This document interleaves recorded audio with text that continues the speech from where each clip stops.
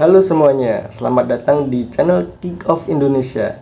Hari ini seperti biasa kita akan ngebahas berita-berita terbaru tentang persepak bolaan tim nasional Indonesia yang beda dengan channel yang lain, nggak kalah seru dengan channel yang lain. Jadi jangan kemana-mana, tetap tonton videonya sampai habis. Terima kasih.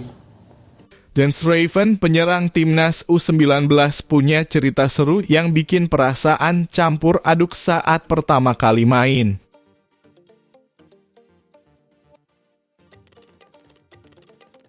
Olimpiade Paris 2024 kayak roller coaster untuk Indonesia, ada yang naik sampai puncak emas, ada juga yang terpeleset di rintangan terakhir.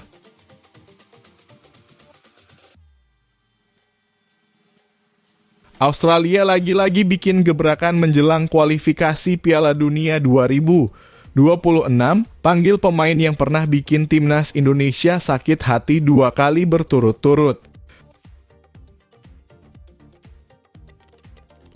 Nova Arianto lagi sibuk mencari pemain, tapi bukan penyerang yang dicari.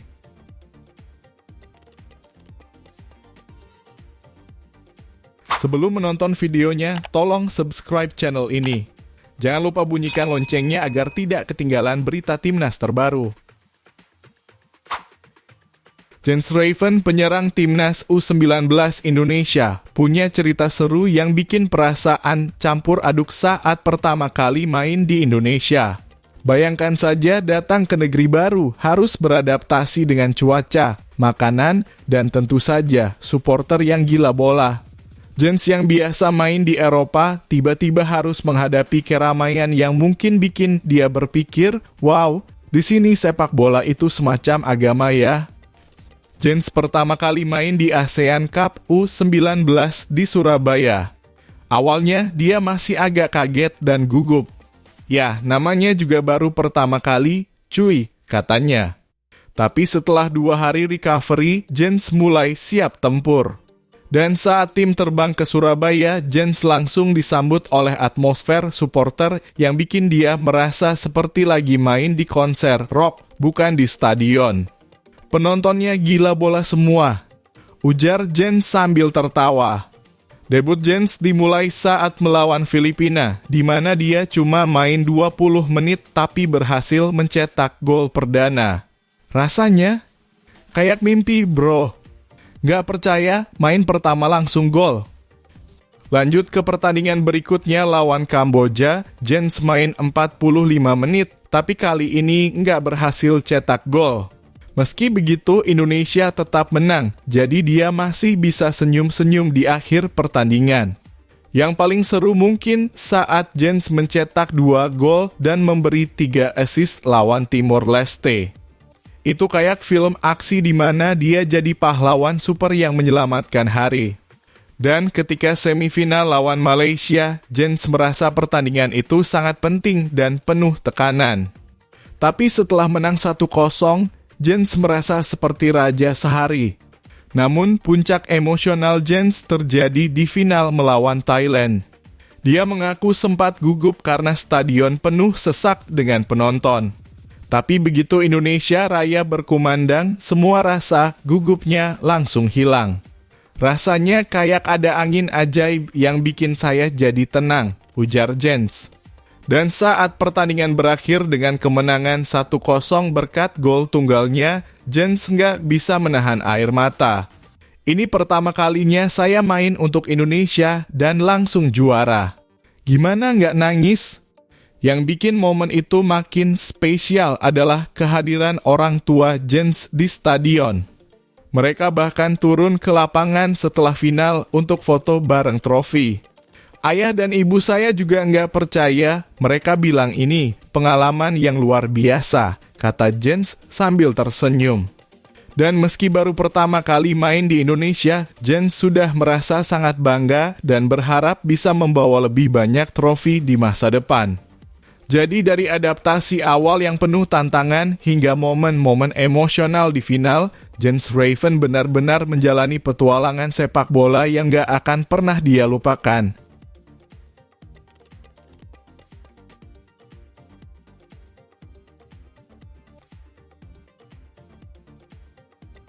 Olimpiade Paris 2024 ini bagaikan kisah roller coaster untuk Indonesia. Ada yang naik sampai puncak emas dan ada juga yang terpeleset di rintangan terakhir.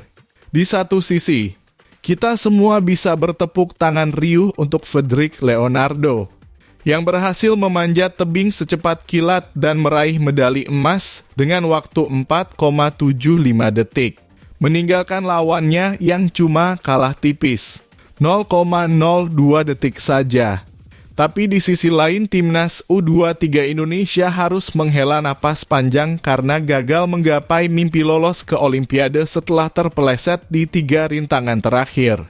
Ceritanya begini, setelah melaju mulus di Piala Asia U23, Indonesia tinggal butuh 1 kemenangan lagi buat mengamankan tiket ke Paris.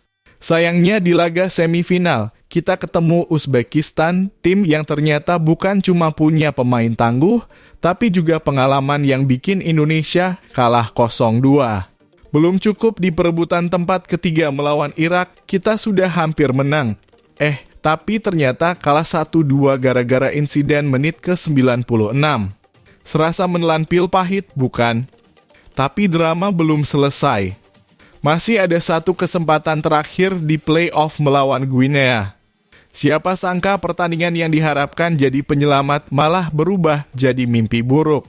Dengan pemain yang sudah kelelahan dan wasit yang sepertinya lagi nggak ada mood baik, Indonesia dihukum dengan 2 penalti dan 1 kartu merah. Hasil akhirnya, kekalahan 0-1 yang bikin mimpi Paris 2024 sirna dengan cara yang paling menyesakkan. Jadi, meskipun kita harus mengubur impian sepak bola di Olimpiade, kita tetap bisa bangga sama Frederick dan berharap sepak bola bisa belajar memanjat prestasi seperti tebing yang ditaklukkan Frederick.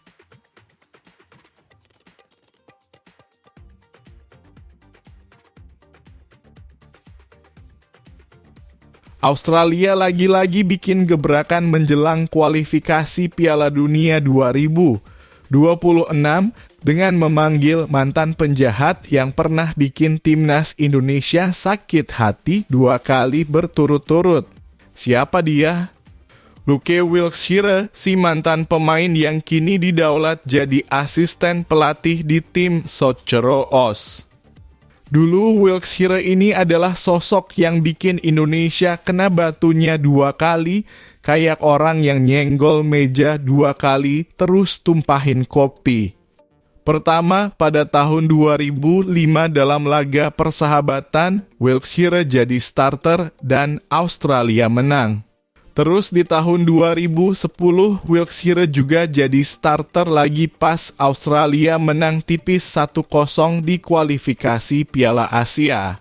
Seolah punya dendam pribadi, Wilkshire kayaknya mau coba peruntungannya lagi, tapi kali ini sebagai bagian dari staf pelatih. Sekarang, Wilkshire bakal bekerja sama dengan pelatih kepala Graham Arnold dan timnya yang terdiri dari berbagai macam ahli. Saya merasa spesial banget bisa balik lagi ke Socceroos. Sekarang bukan cuma jadi pemain, tapi juga di kursi panas kepelatihan, kata Wilkshire. Dia siap bantu Australia dengan segala cara mungkin termasuk ngingetin pemain mereka supaya nggak terlalu nyenggol pemain Indonesia kali ini. Australia sendiri bakal masuk ke grup C di kualifikasi Piala Dunia 2026 bersama Indonesia, Jepang, Arab Saudi, Cina, dan Bahrain. Laga pertama mereka lawan Bahrain, tapi yang pasti bikin kita dagdikduk adalah pertemuan mereka sama Indonesia di kandang kita pada 10 September 2024. Semoga kali ini Wilkshire nggak bikin pil pahit tambahan buat kita, ya.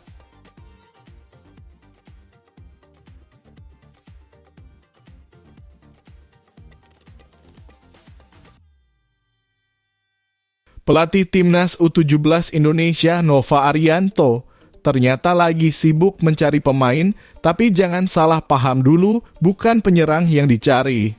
Bukannya bikin tim yang menyerang seperti badai, Nova justru lebih peduli sama pemain di lini belakang.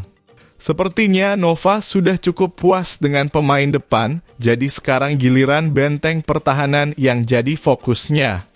Dalam seleksi kali ini, Nova memanggil 32 pemain untuk disaring dan ditambahkan ke skuad yang udah ada.